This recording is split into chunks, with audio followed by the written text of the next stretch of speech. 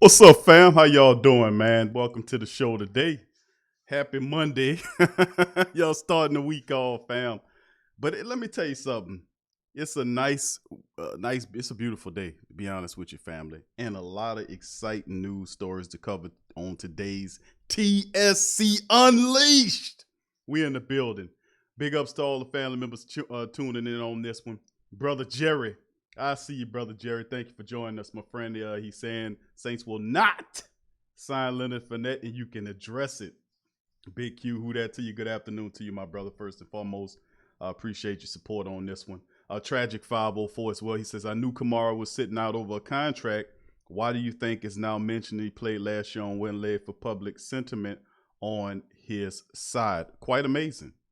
Quite amazing, man. Quite amazing indeed. But the really interesting caveat to both of those stories, we're going to cover those more in depth on TSC tonight as we recap the items of the day as far as the Saints are concerned. But two running back stories, Leonard Fournette, Alvin Kamara. Kamara's holding out. Now he's been reportedly missing from camp for 3 straight days. He had that high-powered agent, and I knew sooner or later it will pop up. And the thing is, we knew that the Saints started to do what they got to do. The initial offer was sent. Kamara kept practicing. They must have came back with a counter offer, and the Saints rebuffed it. And then, of course, your boy sits down. Now, I don't have anything to document this, but you can see how the tea leaves played as far as the Alvin Kamara situation is concerned. Now, it's interesting on the Kamara situation is Leonard Fournette is a player in the picture. He was waived and has to clear waivers for him to become a free agent. The issue is, I don't think he clears waivers. Somebody's going to claim him. We'll know tomorrow by 4 what goes on with that and go on for that. So I don't think the Saints will end up with Leonard Fournette, to be honest with you. And as far as the Kamara situation is gone, they painted themselves in the corner with Alvin Kamara this year. They should have got this deal done, and that's what happened when you sit on your ass and procrastinate. But anyway, in this episode, man, we have a very live show today. We're gonna, like I said, I'm gonna get more in depth on that on the Saints news, the Leonard Fournette situation, as well as the Alvin Kamara situation and camp information for today's day later on at 6:00 TSC tonight. But as far as this show is concerned, we're going to recap the NBA playoffs up to this point. We're going to talk about the playoffs. And, of course, LeBron pushes forward into the second round. We're going to recap this past weekend's matchups plus preview what's going on tonight in the NBA world, NBA playoffs. We're going to talk about a legend, the passing of a legend, as the legendary Georgetown coach John Thompson Jr. dies at 78 years old. So we'll recap the legend and the greatness of John Thompson and what he brought to basically a Georgetown school that was relatively unknown in the basketball world. This man went there and he turned him into a legend. And then, of course, we will cover the Leonard Fournette waiving news in this show as well. So without further ado, when we can, we'll bring in Uncle Mozzie, who's my contributor here on TSC Unleashed, and I like to get all the family members out there to hit the like button, and please feel free to share this show on your social media to help out the exposure as we're trying to make the show as relevant as our Sports Coma show, our regular Sports Coma program. So without further ado, Uncle Mozzie, man, we'll get right into the NBA news first and foremost. And one of the things that I realized, man, about the NBA playoffs this past Saturday was the fact that the Lakers finally finished off the Trailblazers 131-22 behind LeBron's 36 points. And he had a triple-double, man. He had a triple-double. He pushed the Portland Trailblazers right into that proverbial trash bin that you like to so regularly talk about. They're out of here. We move past them into a better ground, and that's the reality. LeBron had a triple-double, 36 points, 10 rebounds, and 10 assists in the matchup. McCullough matched with 36 points, 7 assists, and 6 rebounds. 131-22, they move past the Trailblazers into the next round. The Trailblazers are out of here. And, of course, another matchup as far as the Rockets were concerned. They, of course, did beat the Thunder. They go up 3-2. They beat them 114-80 in real big fashion. James Harden, 31 points in the matchup. Look pretty good in this one. And then, of course, the Bucks took down the Magic 118-104. Like we said, they pissed the Bucks off. The Bucks ran off 4 straight wins and eliminated the Magic. Now the Trailblazers, Lakers, Thunder, Rockets, Magic, Bucks. What's your thoughts on those matchups this past Saturday? Well, I mean, there's nothing I didn't expect to happen. Obviously, we knew what we were getting with Portland. It was an extremely high team with an overhyped, quote unquote, superstar. Which consequently, by the way, when he realized that he was out of the playoffs and he wasn't going to be there, not only did he not stay with the team, he was like on a plane or something with his son going to like Disneyland or something the other day. I think this was the day after or the day of the big debacle that took place with everybody boycotting. So this is nothing I didn't see coming. I didn't expect. I think I shared that with everybody. I thought that the Lakers would definitely pinch these people and put Dame Dollar and CJ and all these people back in their place. Being the perennial eight seed, that's what they are. And they depart in the first round. The last 3 years, that's what they do. Pretty much. As far as OKC and the Rockets, yeah. Again, this is something that we just discussed. I thought that I thought this would be over by now. Honestly, I thought it should have been a sweep. I thought that just the disrespect Chris Paul had with the veteran leadership that he brought and the overall team experience that the basketball that they play in OKC, I thought it'd be good enough to win them one game. They've eked out 2, and I think that it's over with. The buck stops here. Speaking of which, the Bucks stopped right in Orlando and kicked them right in their behind and put them where they needed to go. They also, much like Portland, caught a Milwaukee Bucks team that just thought that they were guaranteed to win the trophy this year, the championship, and they rocked them, kind of snuck them. So no, I don't think just because somebody hits me with a cheap shot or they sneak me while I'm not looking, that don't mean they're gonna win the fight. That just means they got off a really good hit. And that hit wasn't all that good because I wasn't looking when they initially swung. So, I mean, I kind of anticipated everything that happened this weekend to happen, with obviously the exception of Cliff Robinson, John Thompson, and T'Challa, Chadwick Boseman dying. My weekend was pretty on point, pretty on task for whatever everything I thought my weekend would be, and everything I thought the NBA would be coming back. Clippers made mincemeat of Luka, and that's probably the only downside that I had. But I know why that happened. We all know why that happened. They kind of scripting it for it to be a LA versus LA thing, and then one of them, obviously going on to either meet my Celtics, who won on yesterday, or the Milwaukee Bucks in the NBA Finals. So with that being said, man, everything went great for me. Just as I thought it would, even with the Clippers, because I kind of saw the way they were trying to script that and get, he's hurt this one, and everybody's hurt, and if not hurt, they're getting fouled out the game or they're getting ejected out the game. So you kind of see where that was going, but you got to keep the referees out, man. You got to keep the zebras out the game. It's the only way you're gonna win. That's my thoughts, though. Yeah, they say it happens in threes, man. And Chadwick Boseman, who plays the Marvel character Black Panther, he passed away of cancer. Of course, John Thompson passed away. And then you deal with Cliff Robinson, who was dealing with several health issues, man. He passed away as well. So rest in peace to all those great men and their contributions to society and people, period. So really sad that is. But going back to the affair, you made mention of the fact that the Boston Celtics, which was very good game, by the way. The Celtics showed that, and listen, the way they beat the Toronto team, they beat them 112 to 94 in this matchup, and they did it as a team, man. 21 from Jason Tatum, on 9 of 18 shooting from the field, 2 of 5 from downtown. He finished with 21 points and 9 rebounds in 37 minutes of action.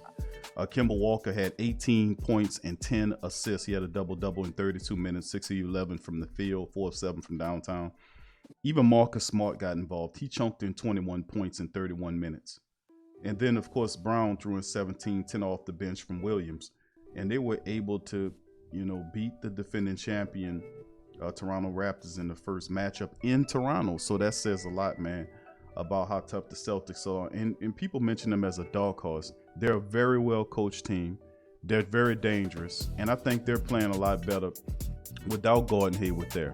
I mean, to be honest with you, they're still synced in and they're playing they're playing pretty damn good, to be honest with you. So 112-94, Celtics push the Toronto Raptors. On the first game, they take control of the series, and we'll see how the remaining matchups go. But yeah, Fab, that was a really interesting game there, and I just like how it went, man. I think the Celtics are going to be pretty damn difficult in the playoffs, man, to be honest with you. And if you mentioned the Clippers matchup as well, the Clippers, of course, took control and have swept Dallas out of here. It was a really competitive series, in my opinion. I thought it might go 7, but the Clippers said enough is enough, and they said, you know what, let's put this team out of here. They didn't give us enough trouble. Kawhi Leonard had 33 points, bro. 14 of 23. Grown man game, 40 minutes. 33 points, 14 rebounds, 7 assists. Leonard put on a show. And of course, Paul George continued to struggle. He had 15 points, a pedestrian 15 points, 7 assists, and 9 rebounds. 6 of 19 shooting from the field, 2 of 7 from downtown, 15 points from Zubac, and 11 assists for the center. Zubac. 14 off the bench from Jackson, as he helped propel the Clippers to a series win. They beat the Mavericks 4-2 to push past them, which was really awesome to see. Kawhi Leonard turn it up, man. When his mind is right, it's like grown men playing against high schoolers. I mean, seriously, bro. His game, it's just a shame that he dealt with so many issues. And of course, because you can feel free to comment on any one of these games. The game that was really interesting that moves now into a 7-game scenario is the team that you picked to represent the Western Conference. To get to the Western Conference Finals, the Denver Nuggets. The Denver Nuggets, of course, failed. I mean, the Denver Nuggets won. To your credit, 119-107. And we said this. We said if Utah loses this game, the series is over with. They had an opportunity to close the door on this Denver club, and all they did was let them hang around. It was a really awesome game, by the way, and this series has been really great, to be honest with you, Denver and Utah. 119-107. Jamal Murray, another 50-point effort. He is unleashed, his potential in this team. Jokic had 22 points and 9 assists. 50-point effort. Mozzie, 50-point effort in this game. Really, if you look at the rest of the team, there were only 4 other guys in double figures, and 3 of them had considerable pointage. 50 from Murray, 22 from Jokic, 18 from Grant. Everybody else, besides Monty Morris, he had 10 points, but they were still able to handle business. Mitchell finished with 44, 21 from Conley. Gobert, 11 points, 11 rebounds, and it just didn't work. Clarkson off the bench, 11, 10 from Niang. What's your thought process on this as Denver pushes the series to 7, despite being the fact that they were down by several games? They're back. Same thing like I told you, man. Denver is just an all-around better managed team, better coached team. They may not have the big name star power, but they play really well as a team. They come off as somewhat vanilla.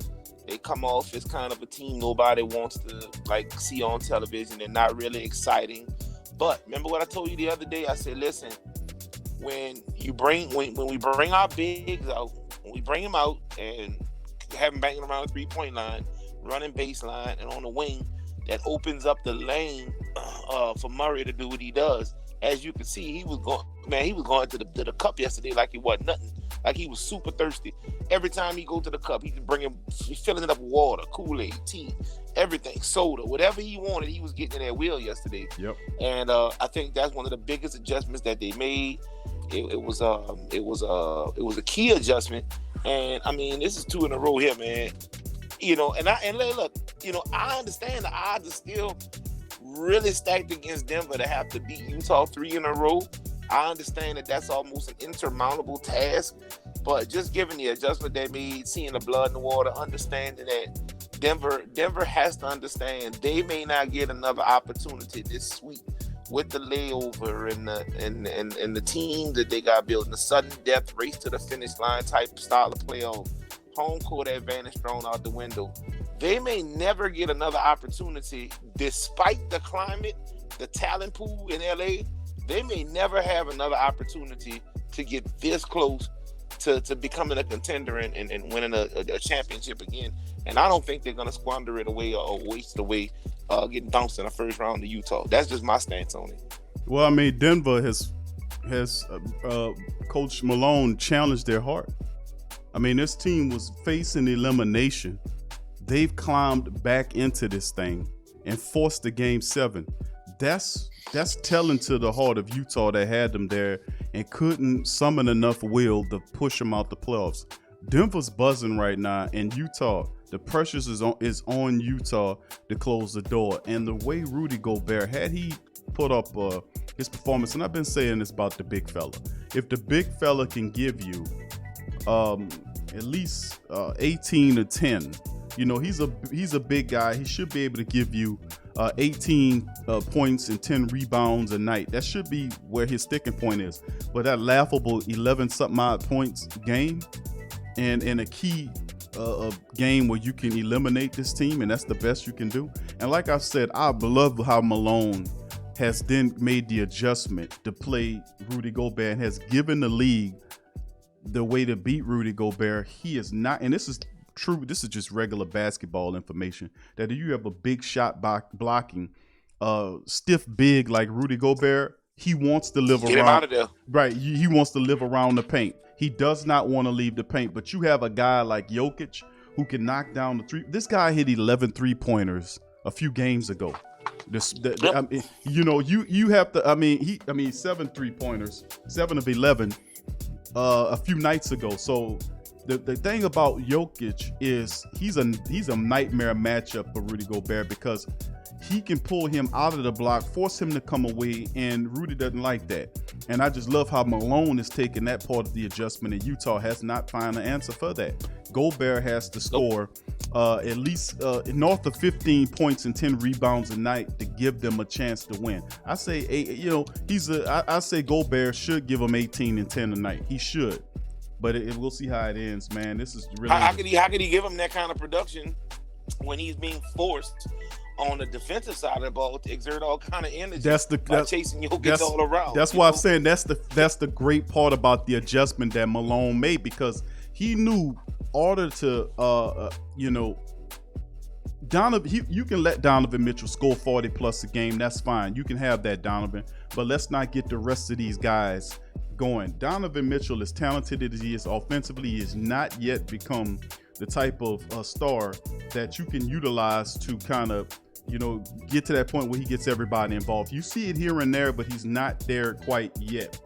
And Rudy Gobert is a dude, man, that I'm telling you, the way Brendan made that switch, it was absolutely masterful. And it can ultimately decide this series, just eliminating Gobert, pulling them out of there to make them uncomfortable to come and to play defense up near Jokic, who's sitting up at the top of the three-point line. I mean, it's absolutely beautiful. Love how they did that. I mean, that was masterful. But anyway, let's move into the next one, Uncle Mozzie.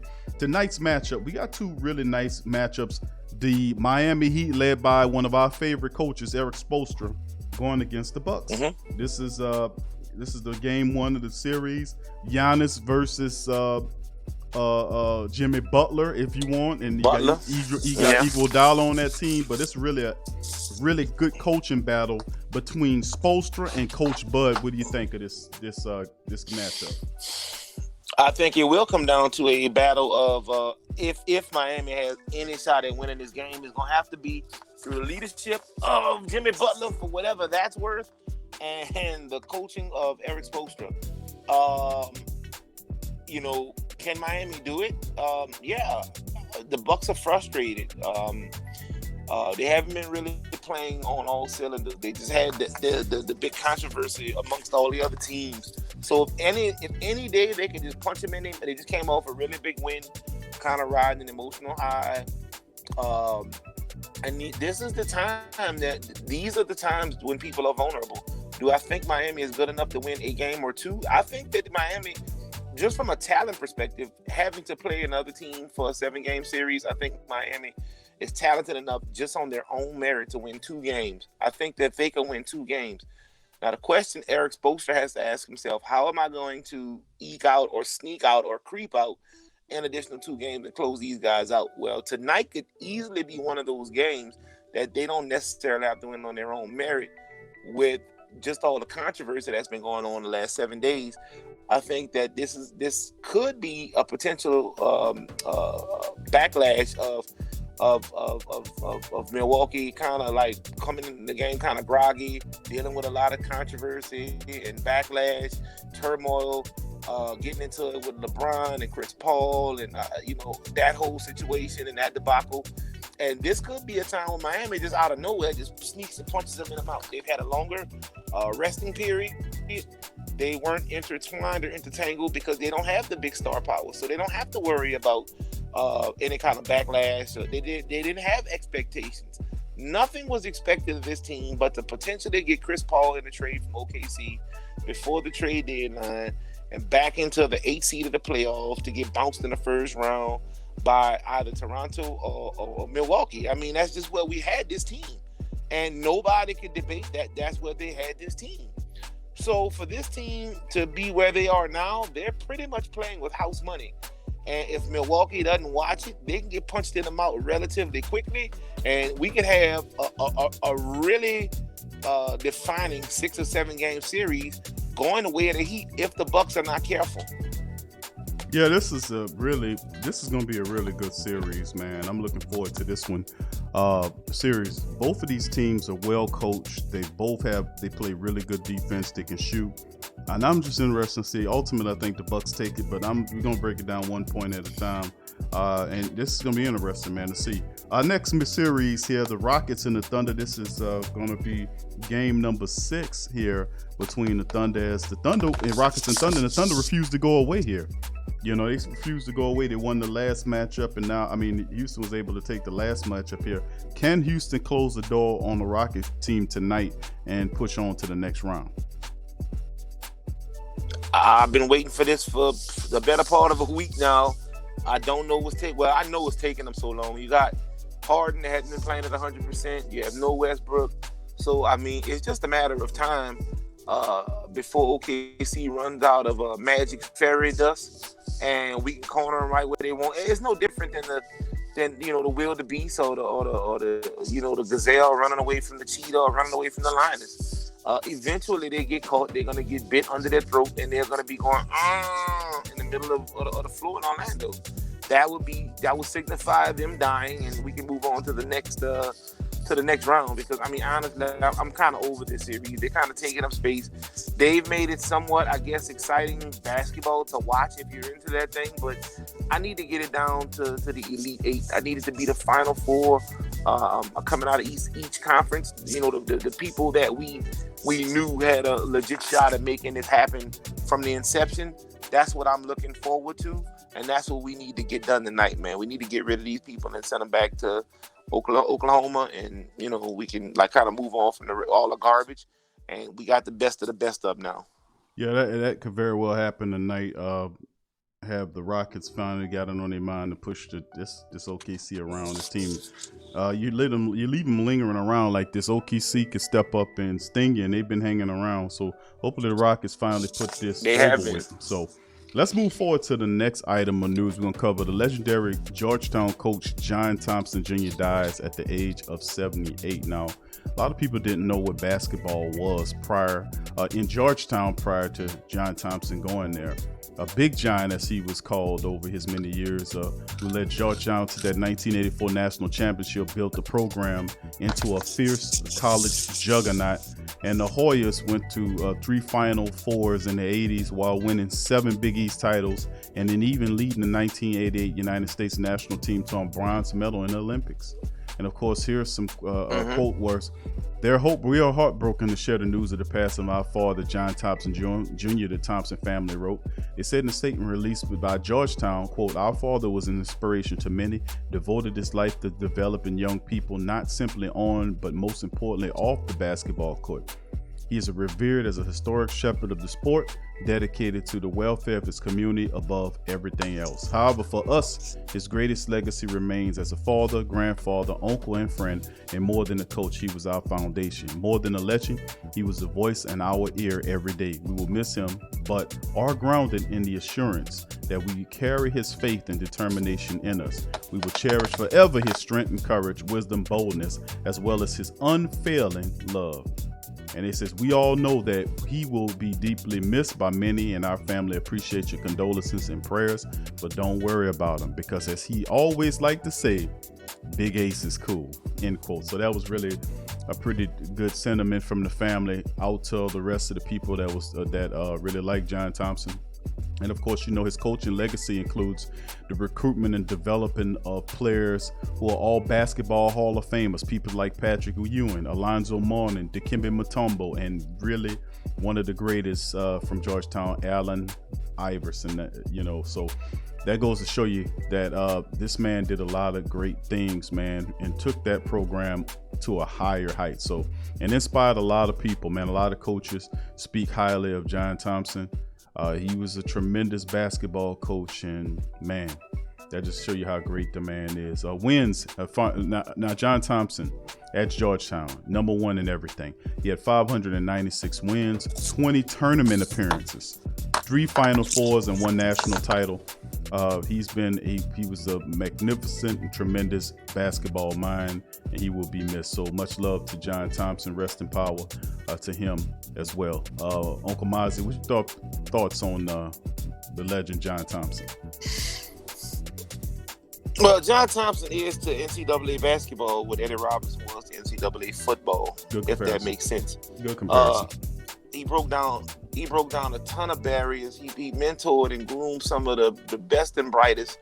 And a little unknown school called Georgetown back in the 80s when he started his run. I think the biggest thing that he did that I can remember, because that was a little bit before me, but I think in my lifetime and in my generation when it really counted for me, I think the biggest thing that John Thompson did was showing and teaching Allen Iverson how to channel all of the foolishness he had going on off the court, and how to kind of become himself, or bring some of that ferocity and swagger to the game of basketball, which kind of blended or mended hip hop with basketball as it is now, even in today's form.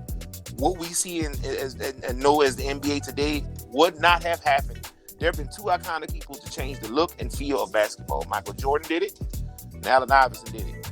Michael Jordan brought it to a big baller, big boss, big name brand respect type thing, where we smoked big cigars and wanted these million and billion dollar contracts. And he initially showed how these athletes how to get paid. Allen Iverson brought it back to the hood. Allen Iverson kind of redirected everything back to hip hop, and forever married NBA to a hip hop lifestyle and culture, where it's been since the late 90s. And we owe that to Allen Iverson directly and indirectly to John Thompson for not even realizing by the tutelage and I guess parenting he was doing with Allen Iverson during his stint in Georgetown, helped revolutionize his thought process, which inevitably helped revolutionize the NBA into the form that we know it of as today. So he did a lot more than we could ever think of indirectly for the game of basketball. That was well said, and he meant a lot, man, to, like you said, and I coincide all those sentiments. He was a terrific coach, man. He really did bring a lot of guys into the NBA, taught them the game of ball, the game of life, and we all have that, try to adopt that style like John Thompson and so many other great coaches that he learned his style from as well, knew how to take life and traverse it into sport and make the two mesh so it makes sense for young people who know what the sport game and they're so good about the sport, and you can use it as a teaching tool to teach them about life. So we often borrow that measure as well from greats like John Thompson and other great instructors of the sport, whether it's basketball, football, or whatever, that had tremendous success in being able to use the medium of sports to be able to empower people and take them to higher levels. So I think that's a really terrific sentiment, Five. And rest in power to the great, legendary Georgetown coach, John Thompson Jr. He died at the age of 78. Let's move on to the next and final subject of today's TSC Unleashed. The Jaguars, man, what the hell are they doing? Okay, yesterday, the Jaguars traded Yannick Ngakoue, for a second-round pick and a third or fourth-round pick from the next year, the year after that. So, to the Minnesota Vikings. So they get a 37.5 sack star to put with the 25-year-old 37.5 sack star to team with their 25-year-old 50 sack star. So it was a beautiful trade, a great trade for the Minnesota Vikings. I can't call them the Queens because these are king moves if we playing chess, not checkers. And the Jaguars continue the bottom out process by releasing. They was trying to trade Leonard Fournette, but no takers. So they ultimately said, we're going to release him. The former first-round draft pick running back was waived by the Jaguars this morning after 3 seasons.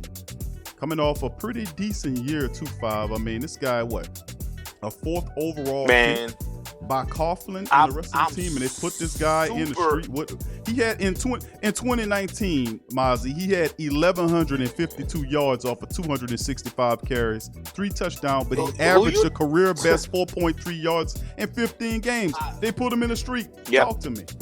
Yep. Hey, man, listen.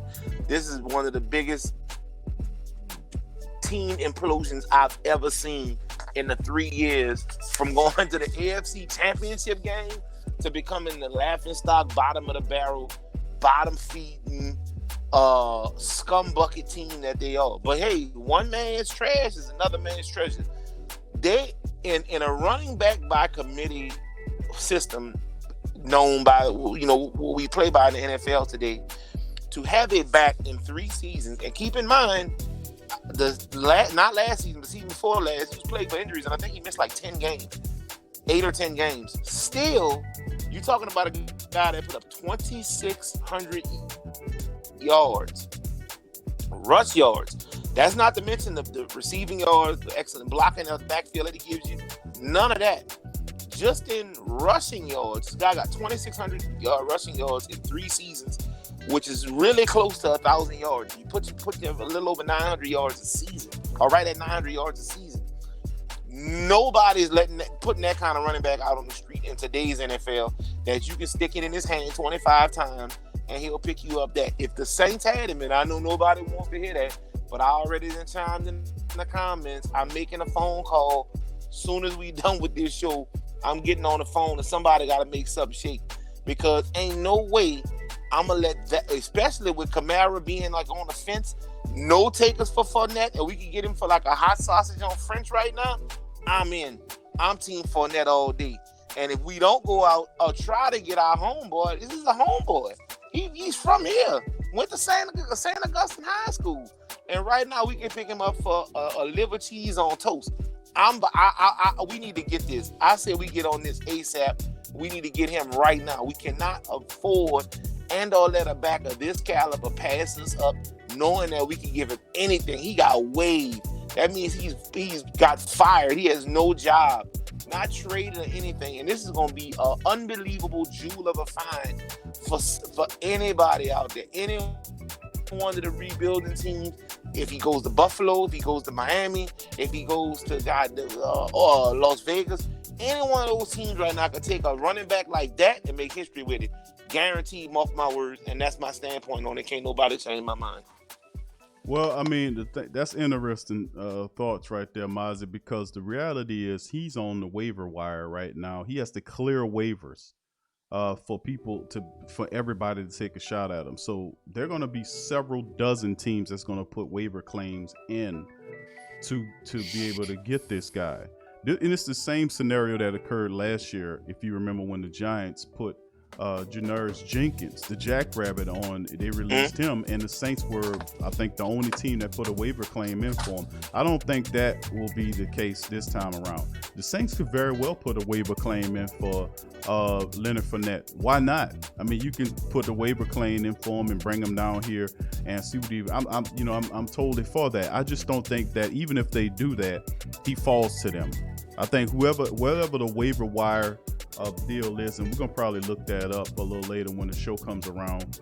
What's the order of the waiver wire currently will decide on which team and who put in the waiver claims or who end up with them. So I don't think he'll end up in New Orleans. But then again, we said that about Janoris Jenkins, the fact that a lot of people felt that he wouldn't be able to get him either. So I mean, we'll see. You never can tell on that. But the really crazy part, a lot of teams have their guy already at that position, though. True. But the crazy part about it is too, as well, you have to look at is the fact that the Jaguars are bottoming out. You get rid of their best defensive player and then go out Gakwe for a second round selection. You get rid of your best running back, and you don't have a clear backup running back, Mozzie, to play backup. The guy that people are picking to get carries is, guess who? Former Saint free agent running back Devontae Zigbo, who I was saying about 2 years ago they should have kept. Well, guess what? He might be the guy that's standing in line to get the bulk of the carries since Fournette is gone. But they're bottoming out to try to get this kid out of Clemson. That's pretty much what this is. They're trying to tank for Tyler, whatever. Trevor Lawrence. Trevor. Tank for Trevor. That's what's going on. They're tanking for Trevor. Trevor Lawrence. Yeah, they're tanking for Trevor. So this is what's going on. Trash for Trevor. Trevor. Trashing it for Trevor. You know, and that's what's going on as trashing it for Trevor. That's what's going on. Hey, somebody pin that in the comment. Trashing for Trevor. But that's what's going on right here. And they're a trash organization, so it fits. What you think, Fa? Yeah, they trash. Of course they are. There'd be no way. Listen, I had the whole world in the palm of my hands, man, and my quarterback is hurt. I go to guard the Minshew and I lose my mind.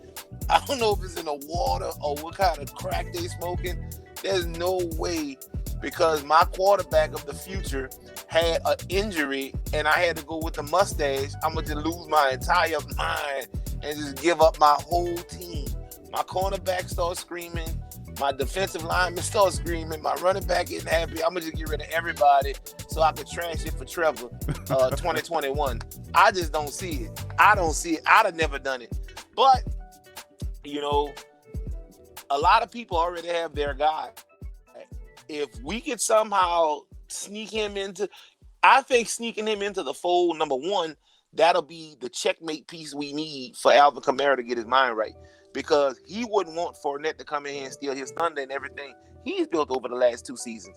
If you get a Leonard Fournette coupled with everything else that you've already had, now keep in mind, it's all determined by who's going to get what off the waivers first. I get that. But in a dream scenario, Alvin Kamara is now pump faked and held in check by a prolific back that you brought in, who had a tremendous high school and collegiate career, had a really above average NFL career, but obviously we're going to trash it for Trevor, so we got to get rid of him. We can't have nobody step up.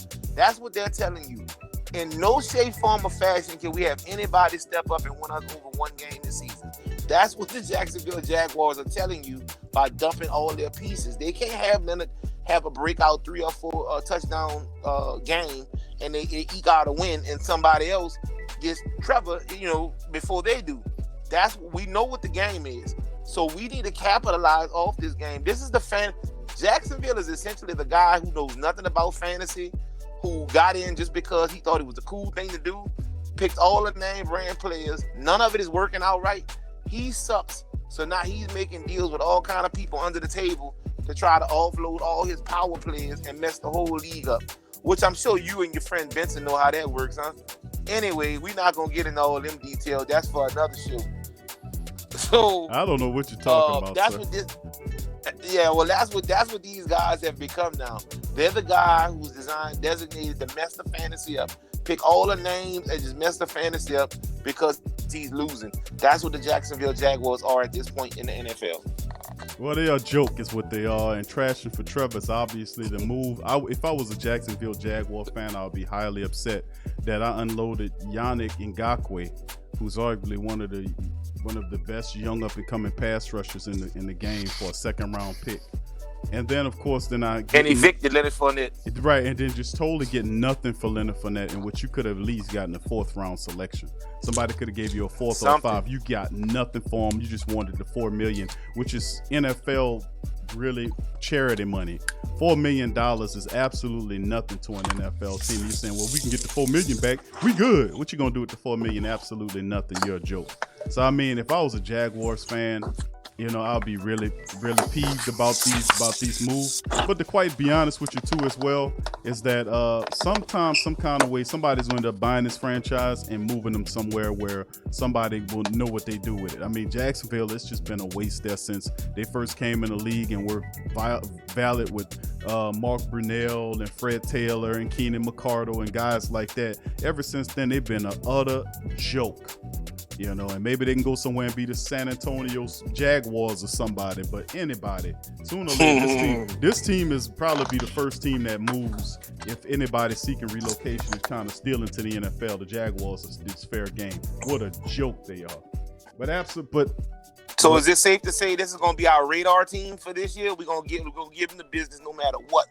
Every single Monday, they're going to be our spotlight highlight team. That we just going to give them the business and talk about how trash and decrepit the whole organization is. How about that? I'm definitely signing up for that. Well, I mean, I used to always talk about how pathetic the Browns were, but we have a bottom feeder that has literally blown out the basement ground and have literally vacated like the basement several layers before the ground. They have bottomed out, found a hole, collapsed it, and fell into the depths of hell. That's where the Jacksonville Jaguars presently reside. They're not in the basement. They are by far the worst team in the NFL. They're a literal joke. So the Cleveland Browns is one of those teams. And the Miami Dolphins, to me, was a joke team at sometimes, but the Jaguars, man, I think they have college teams that can beat the Jaguars. I'm gonna just keep it real with you. But anyway, man, that's the news that we have for today. Also, some other NFL news to drop on the family is the fact that the Bears are moving past. The Raiders, have released cornerback Princess Amu Kamara. Who they've released him today. Maybe that's the guy that the Saints could look at. Don't count on it. The Saints aren't looking at anybody. Okay, let's just get that straight. Of course, in some back news we're going to talk about on the show tonight at 6 o'clock is the fact that Alvin Kamara, he's missed 3 straight practices. They are considered inexcused practices. We thinking it was big rest. No, he is currently, according to several media outlets, holding out. We knew it would happen some way, some kind of fashion, and it happened right after the Saints issued a contract to his agent. The agent, I'm telling you, even though I don't have the documents to say this, but they probably gave him a counter offer. The Saints bucked it, and Kamara said, "I'm gonna shut it down." Man said, "Shut it down until you get it." So this is interesting dilemma here. Just less than 10 days before the you're looking at what? That's why you bring Fournette in. That's why you bring in Fournette. Yeah, but he has to clear waivers for you to get him, I get that, but even let's put the waiver in fund, even put the threat there. We don't have any threat to give Kamara, and that's why he's acting out. Him and his flashy new agent. That's why they're misbehaving and acting like they are. It's like the girl that you get when you get the girl, but you're ugly, so she knows there's nowhere you're gonna go. You got a lot of money, but you're ugly, so she knows that there's nowhere you're gonna go because she's the only one that's gonna put up with your rich, ugly ass. So she sits there and just does it, and this is what we're doing. Well, we have to go out and get another girl. That's the only way that the pretty girl that we have now is gonna respect us. Yeah, but you turned everybody into Faith Evans. So, I mean, it don't have to be like that. I mean, the reality is this, man. the bottom line is, I just think that, and we're going to talk about it on the show later on. We're going to break it down and get more into it along with the camp date. But this is most interesting. But people saying, well, since Kamara's holding out, let's see what Leonard Fournette's about. Well, guess what? He has to clear waivers for you to offer him a contract. And if somebody put a claim in for him, depending on where the claim order is, and that team puts a claim in, they can claim him off of waivers. Just like the Saints, one of the Saints free agent offensive linemen that they just released was claimed off a waiver. So that's how the situation works. So he's not just going to get released and he's a free agent. He has to clear waivers, and I guarantee you more than likely we might be able to trade for him. But we might be able to trade for him still, even if one of the bottom feeder teams got him off waivers, right? We should still be able to go to that bottom feeder team and offer up. Next season is gonna suck so bad. We can give up a second round pick and some cash money for Leonard Fournette, because it's not like we're gonna have a plethora or slew of dynamic players coming out due to COVID. You got a lot of large conferences not even playing. I go in and just make a promissory. I'll give you a second round pick and like $1 million cash and we get it. And then we'll stick it to him on the back end on the contract. Give him a $500,000-$600,000 contract. Nobody else wants you, Leonard. So, and I think at that point, he's a very smart kid. I've been knowing this kid since he was a kid. I coached against his dad, and when they were at St. Rock, and I was at Kenilworth. So I know that this kid wants nothing more than play football. I can promise you that. So $500,000, $600,000, he's not tripping off having to prove himself to get the money. He's good with that. His family's good with that. So what I would do, if I'm the Saints, I'm seeing who's on a waiver. I'm going at them. Hey, I need you to scoop him up off the waiver. Even if you don't need a running back, and we'll work it out, on the back end. We'll get you the pieces that you need, or the picks that you need, or the money that you need. I'm getting him, and then I'm calling Kamara, and I'm gonna say, hey, I got my new girl. Have you seen our pictures on Instagram yet? And I'm gonna have Leonard Fournette, shiny bald head, in a Saints helmet, in a Saints jersey, and then we could let Fournette and his flashy new agent figure things out from there. Either way, we benefit, and I'm telling the truth. Yeah, you could do that, but I just don't think the Saints are going to do that. They have several opportunities to be able to bring talented players in here, man. And besides, the Saints running back situation is pretty comfortable with Latavius Murray. Alvin Kamara, even though he's holding out, that's what Ty Montgomery is there for. So expect to see Ty Montgomery get Alvin Kamara. That Ty Montgomery, a very good role playing guy that can play. Here we go, bro. Ty Montgomery's not great value, Fab. I'm not gonna let you throw that on him. Shit, bro, I'm just saying. He's about to come with the great value. Leonard Fournette on Ty Montgomery, bro. Leonard Fournette on Ty Montgomery. You're not going to get Leonard Fournette off the waiver wire, Fab, is what I'm telling you. You're not. It's not going to happen, Uncle Mozzie. It's not going to happen. They're not going to trade for him. This team is dealing with a bit of delusion here. I mean, you see the Minnesota Vikings making moves. You see everybody else making moves. But the Saints are standing pat with the talent. Say, listen, man, we got enough. We good to go. We've been up there the last 3 years. We've added Emmanuel Sanders. We've added Malcolm Jenkins. We're good. We don't need Leonard Fournette. We don't need Yannick Ngakoue. We don't need Everson Griffin. You need Alvin Kamara. They need Alvin Kamara. They will pay Alvin Kamara. They will pay Alvin Kamara. And considering you got an agent in his ear that's telling him, no, let's go to Atlanta where all your friends are, and then you go to strip clubs out there every night with Quality Control and Lil Baby and Coach K and all. You can do that with you. Come on, man. We've talked about this in specificity. That's his friends. That's why he really wants to go to Atlanta. So if not now, when? It's just a matter of time before he's out and he goes to Atlanta. Leonard Fournette is from here. So how about we make the trade and make the switch now and get it over with? I was the biggest Leonard Fournette cheerleader ever. And that's never changed with me. I think that he's a specimen. I think that he's under the right system. Man, this kid could be, and he's only been in the league 3 seasons. Come on, man, this man still got tread on the tires. Yeah, that's but crazy. But he does. Listen, the thing is, you gotta know your coach. That's you thinking like that. You gotta know your coach. Your coach is not in that mindset. Your coach is Alvin Kamara, multi-purpose back, catching out the backfield, represents 70% of the offense, and the fact that the agent knows that was this guy's playing chess, not checkers. The Saints. This is why I kept pushing the Saints to get something done earlier. Why would Mickey Loomis slow ass turn around and wait this late in the process to try to get a contract done with them? And obviously they got a reply on the contract. Once they did it, they offered them a contract. What happened was that they got the contract. The agent said, "Nah, how about this?" The Saints said no, and they gave him this, and then he said, "You know what, Elvin, don't go to camp. Come on out of there for 3." And they're gonna play the time game, but the compressorized time frame is between now and the first week of the season. September the 12th against the Tampa Bay Buccaneers. They're gonna use this as a pinch point. And what is the Saints gonna do? Go into the matchup without Alvin Kamara there simply because of money?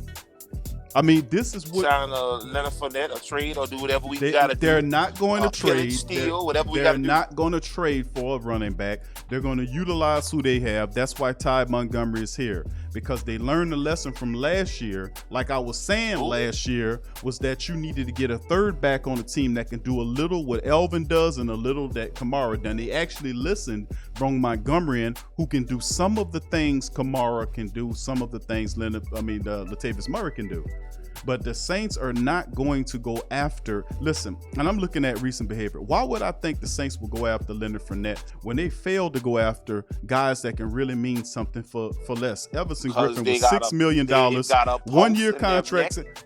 Leonard Fournette was. Listen, Leonard Fournette. I'm just looking at it. The Saints will go to Canada before they go to Leonard Fournette to become a running back. The Saints will go to the undrafted 3rd and 4th and 5th Derrick players that is great. That is several layers below great value. Name me some brands out there, family, in the chat. Y'all go to school all the time. What are brands that are cheaper than great value? Come on, give me all of the great value. That's worse than great value. No, bro. They got Little John. They got that's old school great value. That's when you used to go to Swagman. Swagman had all the Lil John products. So Lil John probably worse than great value. Any of the wall, anything, if it got wall in front of it, it's probably worse than great value. And America's Choice. America's Choice is definitely worse than great value. But I say all of that to say, bro, you're getting a name brand player. The Saints go shop at Save a Lot and these discount places, right? And they buy in bulk because of the price. And I know you want to laugh, but they do that because of the price. But we get a name brand, bro. That's like, bro, you could take the kids right now. You need a SUV or a family van or something. So you go down to the Dodge place and you got, what you want, man? I'll give me a Chrysler Pacifica. That's what I want. I got the boys. We're going to be going out of town, taking a show on the road.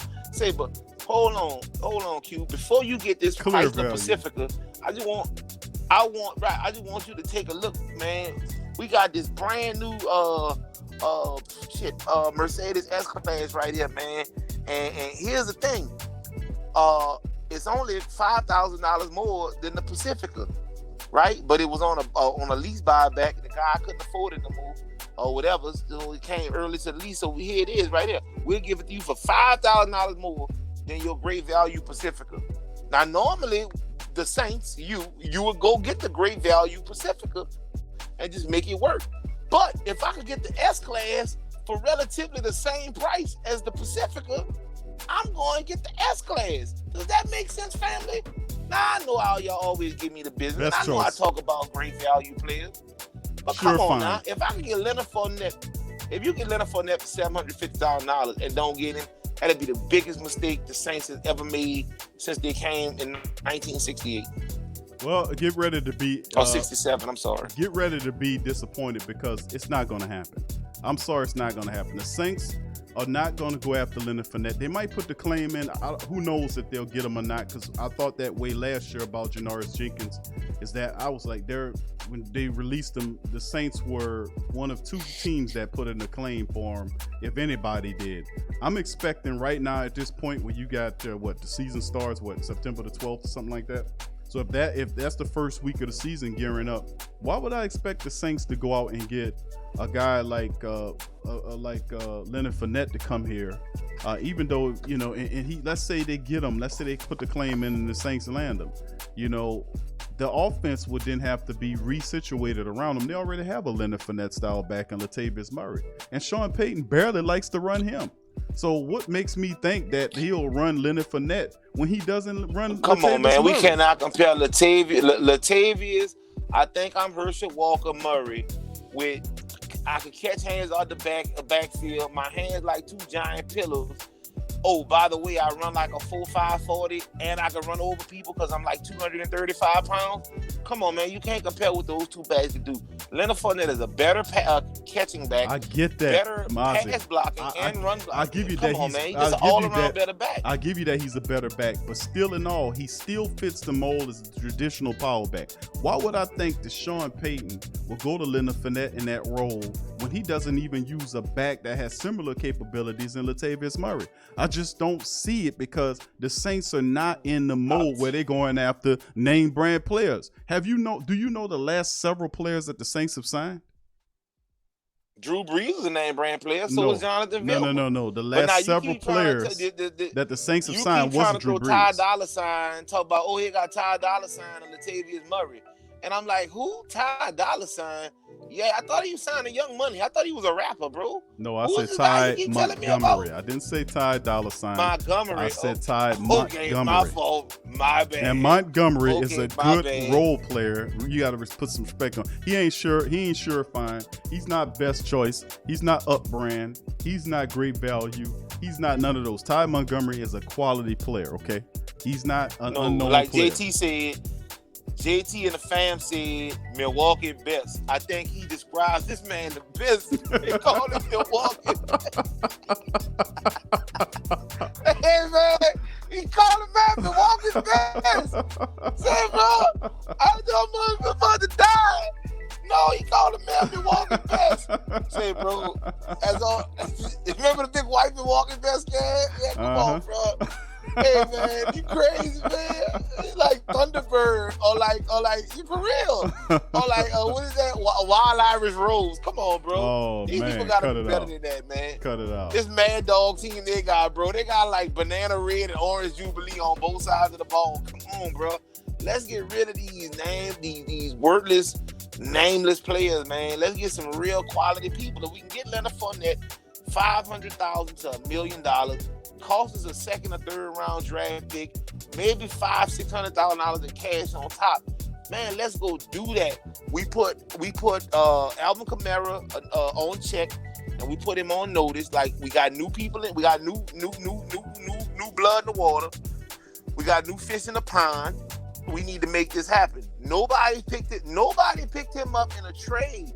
So what would make you think that it would be that definitely difficult to sign him off the waivers? Even if somebody was waiting for him to land in waivers, licking their chop because they were first or second, a fourth-year running back who only had one phenomenal year. 1 year he was hurt, and last year he was just above average. We see the potential. Let's give them our second or third round pick if we can't sign him off waivers directly. We hold Alvin Kamara at bay, and even if he does come back, we get rid of Latavius Murray, or we get rid of Ty Dolla $ign, and we run with our backfield of just either Latavius or Ty Dolla $ign, Alvin Kamara, and we got Leonard Fournette. That's our three-headed monster. We can't lose. Our offense will be so super potent like that. Can you imagine a lineup where Kamara lineup is a split back, wide out, split the wide out? You got Michael Thomas, you got Emmanuel Sanders, and you got Leonard Fournette with Drew Brees under center. Come on, man. You gotta be kidding me. Man, that'll be unbelievable. Who gonna stop that? Come on, family. We gotta sign this petition and get it together. Sean Payton. Who gonna stop it? Sean Payton will stop that. What you mean? Who gonna stop it? Sean Payton would.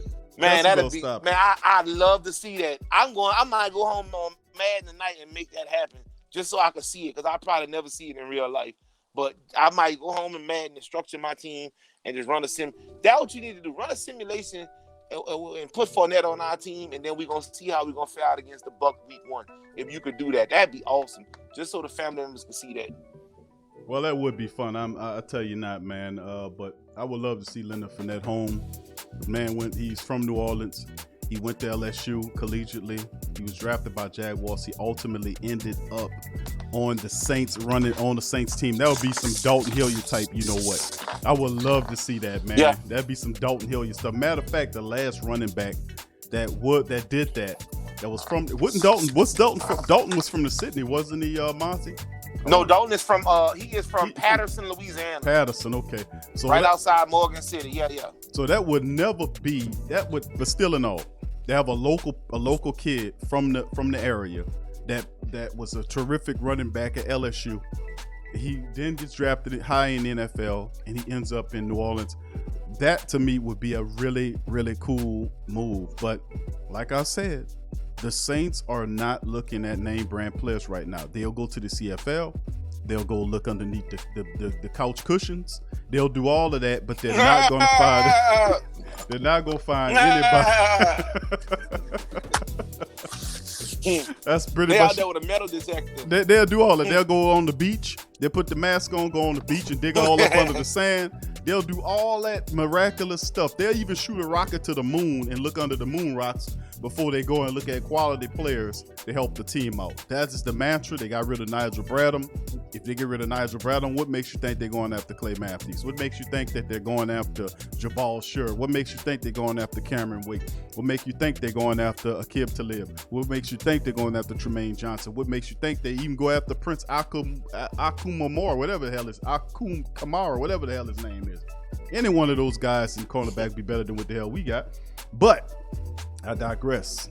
We'll see how it all plays out, as reportedly from several news items or news report sources is saying that Alvin Kamara unexcused absences from camp could be contract related. So we'll cover that tonight. That's right, on the Sports Coma at 6 o'clock, family. So be there or be square. Also, to let the family members know, that's right, Fantasy League is going down. The Sports Coma Fantasy League is back with a vengeance. And we'll be giving you the information on how to sign up on tonight's show. That's right, the Sports Coma Fantasy League is back. That's right. Don't worry about it. We have we'll have that tonight. It'll be on the show tonight for family members that are fantasy players that want to sign up. It's a 20-team fantasy league. Like last year, $100 up for the bat. Whoever can win the fantasy league will get $100. There's no runner-up money this year. It's straight up. You're champion, you get $100. That's pretty damn good. But anyway, I'd like to thank all y'all. Don't waste your time. No, that's my money. Yeah, don't but waste your time. Y'all, I do this. I do this for bread meat. If I don't win, I don't eat. You started pretty good last season, but fell off the cliff. And we made quite fun of you. I just like to make you know that you fell woefully short. Hey, matter of fact, didn't I eliminate you? I knocked you out of the playoffs, didn't I? Here's the thing. Not you gonna answer that? Not just not gonna answer that. Not everybody's friends with a witch doctor like you, where you came and jinxed my team and you put some kind of hex and voodoo on my team and caused me to lose like I did. I was 4-0. There was no way I was supposed to be a shoo-in, but then you came, made some kind of old Bojangle trade. You and Black Man, and then I got punished from there. Actually, I made a trade with you. I traded with you, and the players that you gave me, ultimately, that's how I won your league. You had a league going on, and I made a trade with you, and I told you after the trade, I said, you know you messed up, right? And you said, no, I didn't. I got such a. I said, okay, thank you. You know you messed up, right? Yeah. And I proceeded to go on and win your league. So, and it's just cool. It's all good. I do not recall. Okay, I'm pretty sure. Something like you won. Yeah, but I mean, you wasn't like all that what you talking about. But it's cool. Oh, okay. All I'm telling y'all is, y'all don't need to sign up for this league here, because I'm winning this one off the flat. I'm telling you how I'm coming. I'm coming in there. That's my $100. I'm winning $100. Nobody needs to sign up, because if you do, I'm not gonna do nothing but run over your team. That's what I'm here for. So when y'all see the Super Saiyans, because that's my team. When y'all see the Super Saiyans on your schedule, it's forfeit. Don't even put nobody in or nothing. Just give me the game. It's over. That's about the only way you're gonna win, if they do that. But outside of that, I like to thank all of us.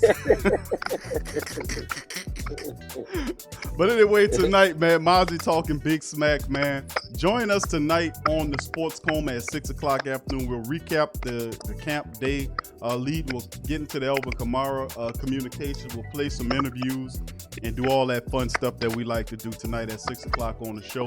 I'd like to thank everybody for joining the TSC Unleashed. So hit the like button, family. And feel free to share the link in your social media feed as we looking to take TSC to the next level. So thank you guys for joining us. Remember, join us tonight for the Sports Coma Fantasy League information. There'll be 19 slots available. So I'm telling you, they're going to go fast. So you want to get in it. All right. So I thank you guys for tuning in. From me and Mozzie. Peace out. We'll see you tomorrow.